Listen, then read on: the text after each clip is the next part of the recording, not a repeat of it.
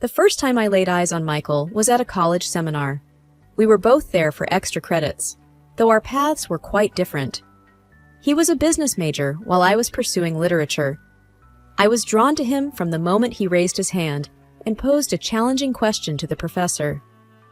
After class, we found ourselves at the same coffee shop, and from there, it just seemed like the universe wanted us to be together. We chatted about everything, from college, hobbies, to our childhood memories. "I come from a pretty strict background," he mentioned, taking a sip from his cup. "My parents are deeply religious." I remember shrugging. "So? My parents are free thinkers. They always taught me to question everything." Michael laughed. "Sounds like we're from different planets." But despite our differences, there was an undeniable chemistry. We began to see each other more frequently, studying together and exploring the city during the weekends. About 2 years into our relationship, we decided to move in together. It was a practical decision. Our apartments were far from the university, and sharing a place made sense. Plus, we were inseparable by then. However, when Michael broke the news to his parents, it wasn't received well. At a dinner at their house, Mrs. Davis, Michael's mother, was the first to voice her concerns. "Living together before marriage? Michael, you know how we feel about that." Michael shifted uncomfortably in his seat. "Mom, times have changed. It's not a big deal." Mr. Davis chimed in. "In our house it is. You're living in sin." I could feel the weight of their stares. Wanting to ease the tension, I said, "We respect your beliefs, but this is our decision. We're adults." Mrs. Davis sighed. "It's just not the way we raised you." Michael took my hand. "Lizzie and I love each other. We want to start our life together, and I hope you can support that." The evening ended on a somber note, but Michael and I were firm in our decision. We found a cozy apartment close to campus and moved in. Days turned into weeks, weeks into months. Our bond grew stronger, but the strain with his parents was always in the background, like an old radio playing a sad tune. One evening, as we were settling into our new life, there was a knock on the door. It was Mrs. Davis, holding a pie. "I thought I'd come by and see how you two are doing," she said, looking around with a critical eye. "We're doing great, Mrs. Davis," I replied, trying to be cordial. She sat down, placing the pie on the table. "This is all temporary, right? You'll get married soon?"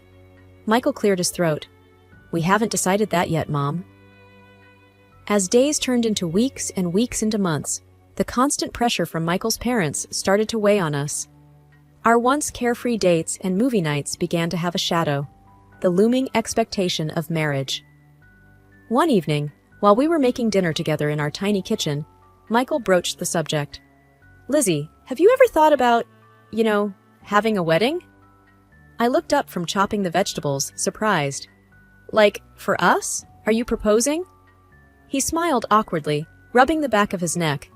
"Not exactly. I mean, yes, I want to marry you someday, but right now, it's more about my parents. Maybe if we had a ceremony, they'd back off." I sighed.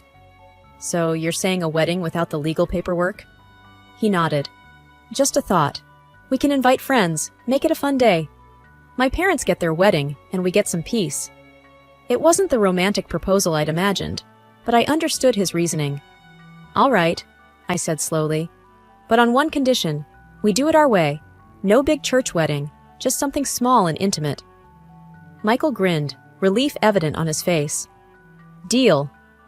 The next few weeks were a whirlwind of preparations. We chose a beautiful outdoor venue, invited our close friends and family, and planned a simple but heartfelt ceremony. When we broke the news to his parents, their reaction was surprisingly subdued.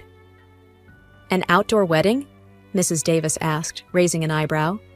"Well, it's unconventional, but if it means you two are taking the next step, I suppose we can support it."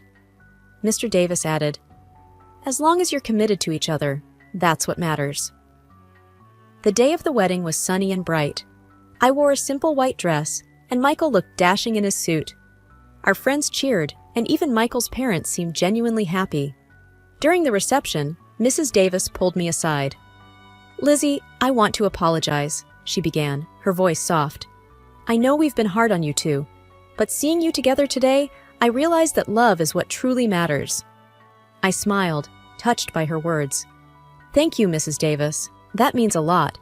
The day ended on a high note, with everyone dancing and celebrating our love. It felt like we had finally won Michael's parents over, and I hoped this would be a fresh start for us. But as days passed, their daily visits began. They'd drop by unannounced, often with unsolicited advice or thinly veiled criticisms. It was as if the wedding had given them a free pass to interfere in our lives. One evening, as Michael and I were unwinding after a long day, there was a knock at the door. Opening it, I found Mrs. Davis holding a casserole dish. "Just thought I'd drop off some dinner," she said, with a smile that didn't quite reach her eyes. "Thanks," I replied, taking the dish. "But you don't have to do this." She waved a hand dismissively. "It's no trouble. I just thought, since you're always so busy, you might not have time to cook." I forced a smile, sensing the underlying judgment. "We manage, but thanks anyway." As the door closed, I sighed deeply. Michael wrapped an arm around me. "It'll be okay," he whispered. It started with the subtle comments, the not-so-innocent questions. "Why is the house so messy?" Or, "Have you considered cooking something more nutritious?" Mrs. Davis would ask, her tone dripping with faux concern. One day, I came home from work, exhausted, to find her in our living room, reorganizing our bookshelves. "Mrs. Davis, what are you doing?" I asked, taken aback. She looked up, as if it was the most natural thing in the world. "Just thought I'd help tidy up a bit. These shelves looked so cluttered." Michael entered from the kitchen, holding 2 cups of tea. "Mom's just helping out, Lizzie," he said, trying to play mediator. I took a deep breath, my patience waning. "This is our home, Michael. We didn't ask for help." Mrs. Davis pursed her lips, her eyes watering. "I'm just trying to be helpful. After all, now we're family." Days like these became more frequent. They'd pop by without notice, giving advice we never asked for, criticizing decisions we'd made together as a couple. It was clear they no longer saw boundaries. One evening, after a particularly trying visit from his parents, Michael and I sat down for a heart-to-heart. "Michael, this has to stop," I began, my voice trembling with frustration. "I can't live like this, feeling like I'm constantly being judged in my own home." He ran his fingers through his hair, looking equally stressed. "I know, Lizzie. It's just, they're my parents. I don't know how to tell them to back off without hurting their feelings." I replied, "But what about our feelings? Our peace of mind? We can't keep sacrificing that for them." A week later, we invited them over for dinner, deciding to address the issue head-on. The evening started off pleasantly enough. We chatted about work, friends, and the latest news. But as the main course was served, I took a deep breath and dove in. "Mrs. Davis, Mr. Davis, we invited you over because there's something we need to discuss," I began, trying to keep my voice steady. Mr. Davis looked up, his fork pausing mid-air. "What's the matter?" I exchanged a glance with Michael, who nodded in encouragement. "It's about the frequent visits and, well, the constant input on our lives." Mrs. Davis looked taken aback. "We're just trying to help." Michael took over. "Mom, Dad, we appreciate that you care, but it's becoming overwhelming. We need some space to live our lives, make our mistakes, and grow together." Tears formed in Mrs. Davis's eyes. "After all we've done for you, this is how you repay us?" Mr. Davis added, his voice stern. "We're just looking out for you. It seems Lizzie here doesn't appreciate family." I felt a pang of guilt, but stood my ground. It's not about appreciation. It's about respect. Respecting our boundaries and our choices. The room grew silent, the tension palpable. Mrs. Davis dabbed at her eyes with a napkin, her shoulders shaking. "We just wanted to be part of your lives. I never thought it'd come to this." Michael looked torn, his loyalty divided, but he held firm. "Mom, we love you, but this is our life. We need you to understand that." The evening ended with Mrs. Davis in tears, Mr. Davis looking disappointed, and an unspoken agreement that things had to change. As they left, I felt a mix of relief and dread, wondering what the future held for our relationships. Days after the confrontation, the house felt unusually quiet. The constant visits had stopped, but the silence was both a relief and a curse. Every time the doorbell rang or there was a knock, my heart would race, expecting it to be Michael's parents. But it never was. One evening, as Michael and I sat on our couch, he broached the topic. "Lizzie, do you think we were too harsh? I mean, they're my parents. Maybe we overreacted?" I took his hand, feeling its warmth. "Michael, it's not about being harsh. It's about setting boundaries. We did what we had to do." He sighed deeply. "I know, it's just hard. I never imagined being in this situation with them." As days turned into weeks, we began to feel the weight of our decision. There were no more surprise visits, but there were also no calls or messages. It was as if we had cut ties completely. During this period, I often found solace in browsing property listings online. One day, as I was scrolling through, a beautiful house in a neighboring town caught my eye. It had a large garden, a spacious living area, and most importantly, it was far away from our current life. "Michael, come look at this," I called out. He joined me, peering at the screen. "Wow, it's beautiful. But why are you looking at houses?" I hesitated, choosing my words carefully. I was thinking, maybe it's time for a fresh start, somewhere new, where we can create our own memories, away from all this drama. He looked surprised. "You mean move? Leave everything behind?" I nodded. "It's drastic, I know, but maybe it's what we need." We discussed it at length, weighing the pros and cons. The idea of starting anew was enticing, but also terrifying. Yet, the more we talked, the more it felt right. A few weeks later, we visited the house. It was even more beautiful in person, and the neighborhood seemed perfect. After much consideration, I decided to use the money I had inherited from my grandmother to buy it. The day we signed the papers, I felt a mix of emotions. Excitement for the new beginning, but also sadness for what we were leaving behind. The move went smoothly, and soon we were settling into our new home. It felt like a dream. The peace and quiet were just what we needed. One evening, as we were enjoying a quiet dinner in our new dining room, Michael said, "Lizzie, I think this was the best decision we ever made." I smiled, feeling content. I think so too. The first few months in our new home were like a dream. The mornings were quiet, filled with the chirping of birds, and the evenings brought a calm, tranquil energy. Michael and I fell into a comfortable routine, enjoying the privacy and peace that our new surroundings provided. The past seemed like a distant memory, and the tension that once surrounded our lives had all but disappeared. Until one fateful day. I was in the kitchen, preparing dinner, when the doorbell rang. Michael went to answer it. I heard murmurs, and then a familiar voice. My heart sank. It was Mrs. Davis. I walked to the entrance, my face revealing my shock. There they were, Mrs. and Mr. Davis, suitcases in tow, standing at our doorstep. "Mom? Dad? What are you doing here?" Michael asked, his voice filled with surprise. Mrs. Davis smiled, a bit too sweetly. "We missed you, dear, and we thought, why not pay a visit?" I tried to keep my composure. "It's unexpected." Mr. Davis chimed in. "We just wanted to see where our son is living now. Is that so wrong?" Michael seemed torn. "Of course not, but a heads up would have been nice." Mrs. Davis looked around, her eyes scanning our home. "Oh, what a lovely place you have here. Much nicer than the old one." I bristled but said nothing. The visit turned into a stay. One night became 2, then 3. They began to settle in, making themselves comfortable, much like they had in our previous home. One evening, after dinner, I pulled Michael aside. "Michael, we can't go down this road again. We moved to escape this." He sighed. "I know, Lizzie, but they're my parents. I can't just throw them out." "Then what? Let them take over our lives again?" Mrs. Davis, who seemed to have overheard our conversation, walked over, her eyes welling up with tears.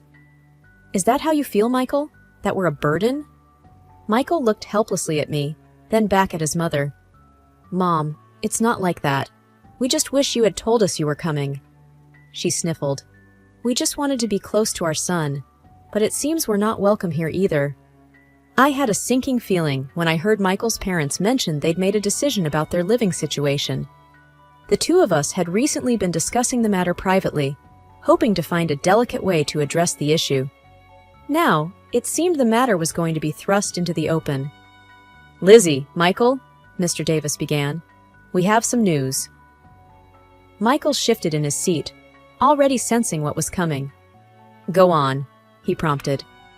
Mrs. Davis, trying to sound cheerful, said, "We've sold our house. We realize there's no need for it when we have such a lovely family home here with you two." My eyes widened in shock. "You did what?" "We wanted to be closer to you both," Mr. Davis explained, looking earnest. Mrs. Davis looked hurt. "We are family. Why wouldn't you want us here?" I took a deep breath and said what I'd wanted to say for a long time. "This house, it's mine. It's not owned jointly by Michael and me. It's in my name only." I retrieved a file from the study, showing them the ownership documents. Mrs. Davis looked at the papers and then back at me, clearly stunned. "But you're married. What's yours is Michael's and vice versa." I smiled triumphantly. "That's where you're mistaken. We held a wedding ceremony, yes, but Michael and I never legally married. We never signed any official documents, so, technically, you're not my in-laws." The weight of my words seemed to hang in the air. Mrs. Davis's face turned a shade paler, her eyes widening in disbelief. Mr. Davis looked from me to Michael, seeking some form of denial. Michael took my hand, signaling his support. "It's true, Mom and Dad. We thought you'd be more accepting if we had a ceremony, but we never felt the need to get the state involved in our relationship." Mrs. Davis began to sob. "So, you deceived us? And now you're throwing us out?" The room was heavy with tension after the bombshells were dropped. Michael's parents were clearly taken aback, but it wasn't long before the shock turned into outrage. "So, you tricked everyone with a sham wedding? And you think that makes everything all right?" Mrs. Davis's voice had a hint of venom. Michael sighed. "It wasn't about tricking anyone. It was about the way we wanted to live our lives. The ceremony was for us, and those who wanted to celebrate our love." Mrs. Davis's face turned a shade redder. "You dare defy the sanctity of marriage, live together in sin, and then mock us with a fake wedding." "I've had enough," Mr. Davis declared, standing up suddenly. "You young lady are nothing but a sinner and a witch, trying to pull my son away from his family, his values." I was taken aback by the fierceness of their reaction, but I wouldn't let them intimidate me. "I have not taken Michael from anyone. He's made his own choices, and it's high time you respect them." Mrs. Davis's eyes were filled with tears, but her voice was stern. "Michael, come home with us. Leave this woman. She's done nothing but pull you into her web of deceit." Michael, ever the calm in the storm, replied, "Mom, Dad, I love you both, but my place is here, with her. She's been nothing but kind and understanding, even when you both haven't been. You can't just demand I leave her." "You're choosing her over us?" Mr. Davis's voice was a mix of anger and disbelief. "I'm choosing to live my life on my terms," Michael asserted. The room went silent for what felt like an eternity. The air was thick, every breath heavy. Mrs. Davis's face was a mask of hurt and betrayal. "Very well," she said, her voice cold. "But remember this, you're turning your back on your family, on your faith, all for her." "I'm not turning my back on anyone," Michael said. "I just wish you'd see that." Mrs. Davis's eyes were hard, her voice bitter. "Let's go," she said to her husband, not giving either of us another glance. And with that, they left, leaving behind a wake of hurt, confusion, and uncertainty. I looked at Michael, his face a mirror of my own feelings. We both knew that things had changed irrevocably, and there was no going back. A few days after the confrontation, as I was heading back from work, my neighbor, Mrs. Carlson, called out to me. She was an older lady, known for her daily walks and her uncanny ability to know everyone's business. "Did you hear about the Davis family not selling their house?" she asked with a knowing look. I paused, taken aback. "What do you mean?" She leaned closer, lowering her voice. They never put their house on the market. I heard from Susan, who heard from Janice, who works at the town's real estate office. There's no record of the Davis property being up for sale. I felt a knot form in my stomach. Were they lying to us all this time? When I got home, I shared the information with Michael. He looked shocked. I can't believe they'd lie to us. What were they trying to achieve? We both knew the answer. They wanted to manipulate the situation to their advantage. The realization was a hard pill to swallow. All this time, while we tried to understand and accommodate them, they had been playing a game. Michael sighed deeply, rubbing his temples. This changes things. It's one thing to have disagreements, but outright deception? That's something else entirely. We can't keep letting them pull us into their manipulative games, I said firmly. We need boundaries, strong ones. Michael nodded. You're right. We can't continue like this. It's unhealthy for us and for our relationship. The next day, he went over to his parents' house. He needed to confront them, get some answers. When he returned, his face was a mix of anger and sadness. They admitted it, he began, his voice heavy. They thought that if they moved in with us, we'd be a proper family again. They felt threatened by our independence. We sat down, discussing our next steps. It was clear that for our own sanity and the health of our relationship, we needed distance from them. We need a break, Michael declared. Some time away from all this drama and manipulation. I agreed. It's the best decision for us right now. That evening, we sent a message to his parents, informing them of our decision. The reply was filled with anger and accusations, but we remained firm. We needed this, for ourselves and for our future. The next few weeks were quiet. We focused on each other, rebuilding the trust and closeness that had been strained over the past months. One evening, as we sat on our porch, looking at the stars, Michael turned to me. Thank you, he whispered, for standing by me, for fighting for us. I smiled, squeezing his hand. Always. The journey had been long and fraught with challenges, but it was a poignant reminder of the importance of boundaries, honesty, and mutual respect in any relationship. As the night deepened, we looked towards the future, hoping for peace and understanding.